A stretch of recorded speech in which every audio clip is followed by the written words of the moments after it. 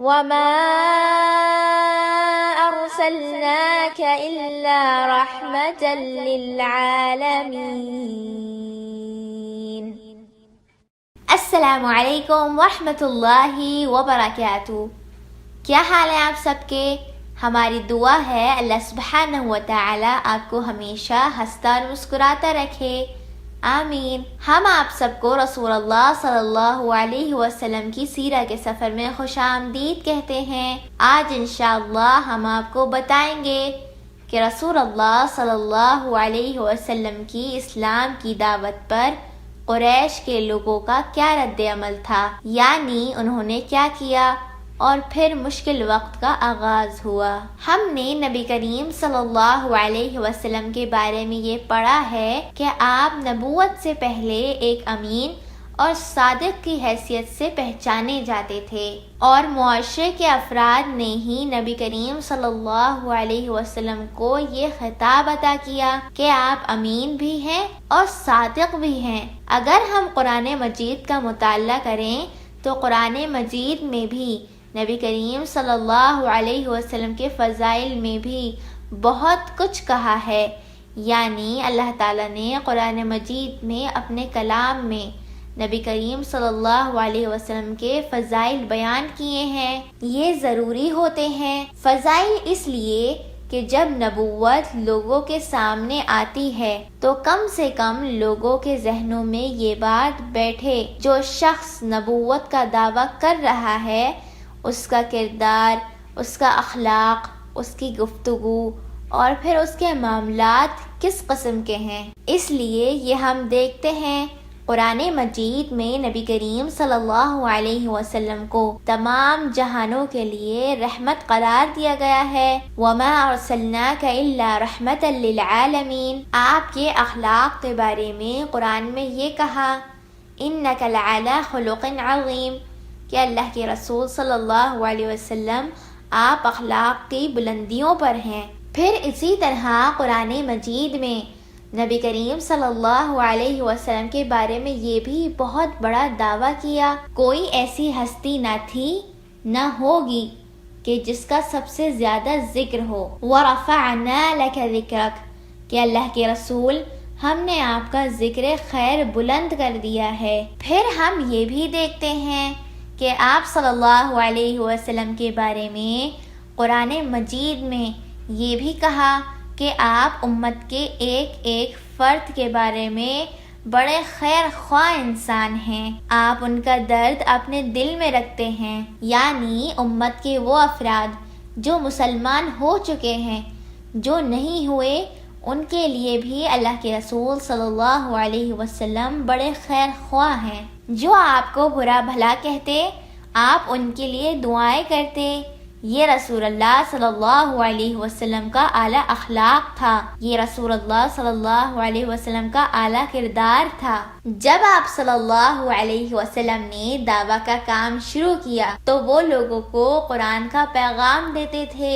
آپ صلی اللہ علیہ وسلم کے اپنے قریش کے لوگوں نے آپ صلی اللہ علیہ وسلم کے پیغام کا انکار کیا، اور نہ صرف آپ کا ساتھ دینے سے انکار کیا بلکہ آپ صلی اللہ علیہ وسلم کا مذاق بھی اڑایا۔ نبی کریم صلی اللہ علیہ وسلم کو بھی اس سے تکلیف ہوتی۔ اس کے جواب میں اللہ تعالیٰ نے آپ صلی اللہ علیہ وسلم کو قرآن میں تسلی دی۔ جب قریش کے لوگوں نے دیکھا کہ آپ صلی اللہ علیہ وسلم کا مذاق اڑانے سے کوئی فائدہ نہیں ہو رہا ہے تو قریش کے لوگوں نے آپ صلی اللہ علیہ وسلم سے بدسلوکی کی اور بہت تشدد بھی کیا۔ ابو لہب اور ان کی بیوی آپ صلی اللہ علیہ وسلم کے قریبی رشتہ داروں میں سے تھے، لیکن وہ آپ کے بدترین دشمن بن گئے۔ وہ آپ صلی اللہ علیہ وسلم کے اوپر اور گھر پر پتھر پھینکتے، وہ آپ صلی اللہ علیہ وسلم کے گھر کے باہر کچرا بھی پھینکتے تھے، لیکن آپ صلی اللہ علیہ وسلم نے صبر سے کام لیا۔ ابو لہب کی بیوی کے دل میں آپ کے لیے بہت نفرت تھی، وہ آپ صلی اللہ علیہ وسلم کے راستے میں کانٹے بچھاتی، جہاں سے آپ کو گزرنا ہوتا تھا ان کانٹوں کی وجہ سے آپ صلی اللہ علیہ وسلم کے لیے چلنا ناممکن ہو جاتا۔ ابو لہب کی بیوی ایک بدتمیز اور بدمزاج خاتون تھی جو برے الفاظ استعمال کرتی اور نفرت کی آگ پھیلاتی تھی۔ قرآن پاک میں اسے آگ کی لکڑی اٹھانے والی کا لقب دیا گیا ہے۔ جب اس نے یہ سنا کہ اس کو قرآن میں آگ کی لکڑی اٹھانے والی کا لقب دیا گیا ہے تو وہ اپنے ہاتھوں میں کنکر بھر کر کعبہ گئی تاکہ رسول اللہ صلی اللہ علیہ وسلم پہ پھینکے۔ البتہ اللہ سبحانہ و تعالی نے اس کی بینائی لے لی اور اس کو صرف حضرت ابو بکر رضی اللہ تعالی عنہ دکھائی دیے جو کہ رسول اللہ صلی اللہ علیہ وسلم کے ساتھ ہی بیٹھے تھے، اور رسول اللہ صلی اللہ علیہ وسلم اس کو نہیں دکھائی دیے۔ پھر اس نے ابو بکر رضی اللہ تعالی عنہ سے بہت غصے میں کہا اور دھمکی دی اور خبردار کیا کہ وہ رسول اللہ صلی اللہ علیہ وسلم کا منہ اس کے ہاتھ میں پتھروں سے توڑ دے گی۔ جب وہ چلی گئی تو ابو بکر رضی اللہ تعالی عنہ نے نبی کریم صلی اللہ علیہ وسلم سے اس معاملے کا پوچھا تو رسول اللہ صلی اللہ علیہ وسلم نے فرمایا کہ اس نے مجھے نہیں دیکھا، اللہ سبحانہ و تعالی نے اسے مجھے دیکھنے سے روک دیا۔ ایک اور مرتبہ رسول اللہ صلی اللہ علیہ وسلم کعبہ کے پاس نماز پڑھ رہے تھے اور ابو جہل اپنے ساتھیوں کے ساتھ وہیں بیٹھا تھا۔ ان میں سے کسی نے دوسرے سے کہا کہ تم میں سے کون اونٹ کی اونجڑی لائے گا اور جب رسول اللہ صلی اللہ علیہ وسلم سجدہ کریں گے تو ان کی پیٹھ پر ڈال دے گا۔ اس پر اس قوم کا سب سے بڑا بدنصیب انسان عقبہ بن ابی معیط اٹھا اور اوجڑی لا کر انتظار کرنے لگا۔ جب رسول اللہ صلی اللہ علیہ وسلم سجدے میں تشریف لے گئے تو آپ صلی اللہ علیہ وسلم کی پیٹھ پر دونوں کندھوں کے درمیان اوجڑی ڈال دی۔ وہ سب ہنسنے لگے اور خوشی کے مارے ایک دوسرے پر ہنسنے لگے اور اللہ کے رسول صلی اللہ علیہ وسلم سجدے میں ہی رہے اور نہ اٹھے، یہاں تک کہ آپ کی بیٹی فاطمہ رضی اللہ تعالی عنہا آئیں اور آپ صلی اللہ علیہ وسلم کی پیٹھ سے اوجڑی اٹھا کر پھینک دی۔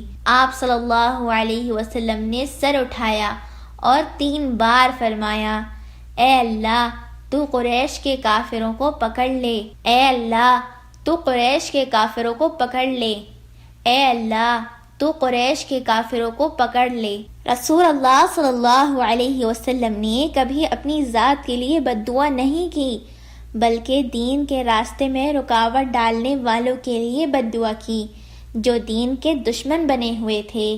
تقریباً 3 سال تک دعویٰ کا کام چھوٹی ملاقاتوں اور محدود لوگوں میں رہا۔ قریش رسول اللہ صلی اللہ علیہ وسلم کو اپنے نئے دین کو پھیلانے سے روکنا چاہتے تھے۔ انہوں نے آپ صلی اللہ علیہ وسلم پر حملہ کیا، بدسلوکیاں کی، آپ صلی اللہ علیہ وسلم پر، آپ صلی اللہ علیہ وسلم کے ساتھیوں پر تشدد کیا اور کچھ ساتھیوں کو مار بھی ڈالا، لیکن رسول اللہ صلی اللہ علیہ وسلم رکے نہیں، اپنے کام کو صبر سے جاری رکھا، جیسا کہ اللہ سبحانہ و تعالی کا حکم تھا کہ قرآن کا پیغام لوگوں تک پہنچانا ہے۔ قریش کو معلوم تھا کیونکہ رسول اللہ صلی اللہ علیہ وسلم کے چچا ابو طالب ان کی حفاظت کر رہے ہیں اور رسول اللہ صلی اللہ علیہ وسلم کی مدد کر رہے ہیں، اس لیے قریش ابو طالب سے ملنے آئے اور ان سے کہا